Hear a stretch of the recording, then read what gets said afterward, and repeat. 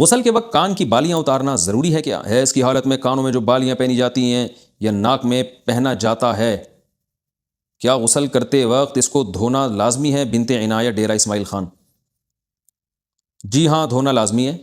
اگر ہلانے سے پانی اندر پہنچ جاتا ہے تو نکالنا ضروری نہیں ہے۔ اگر ہلائے بغیر، یعنی وہ جو ناک میں ہے یا کان میں بالی ہے اس کو نکالے بغیر سوراخ میں پانی نہیں پہنچتا تو پھر اس کو دھونا لازم ہے، یعنی اس کو کھولنا اور پانی پہنچانا لازم ہے۔ وہمی نہ بنے، تھوڑا سا بھی یوں کریں تو پانی پہنچ جاتا ہے آرام سے۔ اس کو ہلا لیں اچھی طریقے سے، بالی کو، کانوں میں جو خواتین کی بالیاں ہوتی ہیں، پانی کا چھینٹا ڈال کے نا اچھی طرح سے بالی کو ہلا لیا جائے اور پانی پھینکا جائے تو پانی پہنچ جاتا ہے۔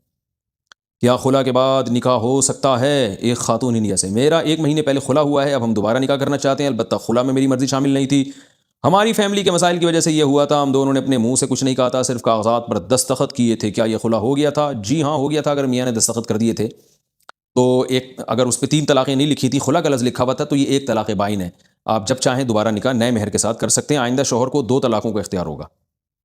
کتے کا منہ لگ جائے تو جسم ناپاک ہو جائے گا۔ عابد صاحب، آسٹریلیا سے: اگر کتے کا منہ یا زبان جسم یا کپڑے کے کسی حصے پہ لگ جائے تو کیا کریں؟ کیا اسے پاک کرانا ضروری ہوگا اور پاک کرنے کا کیا طریقہ ہوگا؟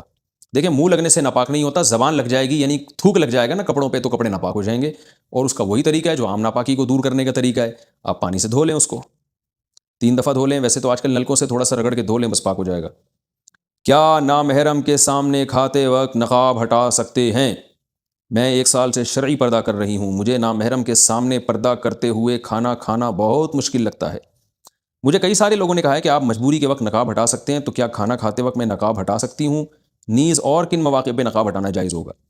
آپ کو نامحرم کے سامنے کھانا کھاتے ہوئے نقاب ہٹانا تو مشکل لگتا ہے، تو نامحرم کی غیر موجودگی میں کھانا کھانا کیوں مشکل لگ رہا ہے آپ کو؟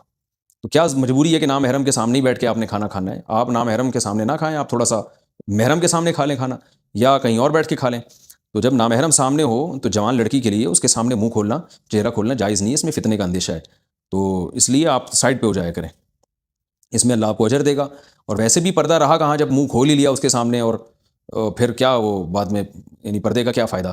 تو یا تو مکمل پردہ کرنا ہے تو پھر پراپر طریقے سے کریں، یہ زیادہ اچھی بات ہے جب اللہ نے آپ کو ہمت دی ہے۔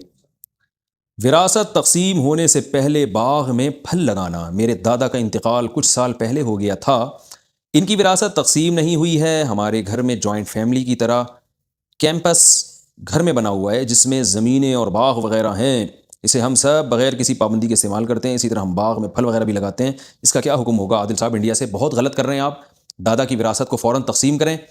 تقسیم میں یہ نہیں کہ اس کے ٹکڑے کر دیں، بلکہ یہ جو ہے نا واضح کر دیں کہ اس وراثت میں کس کا کتنا حصہ ہے، اور سب کا کو پرسنٹیج پتہ چل جائے، اس حساب سے اس باغ کے جو پیداوار ہے اس کو تقسیم کیا کریں۔ تو یہ اس طرح مشترک طور پہ کھانا، اس میں بعض دفعہ حق تلفی ہو رہی ہوتی ہے، بہت سے لوگوں کی، بہت سوں کی طیب خاطر نہیں ہوتی، دل کی خوشی نہیں ہوتی، تو یہ غلط کر رہے ہیں آپ۔ فوراً اس کو یہ طے کریں کہ کس کا کتنا حصہ ہے، پھر جو اپنا حصہ لینا چاہے اس کو اس کی قیمت دے دیں یا باغ کو تقسیم کریں، وہ پھر اگلا مرحلہ ہے، پہلی فرصت میں آپ کو یہ طے کرنا پڑے گا۔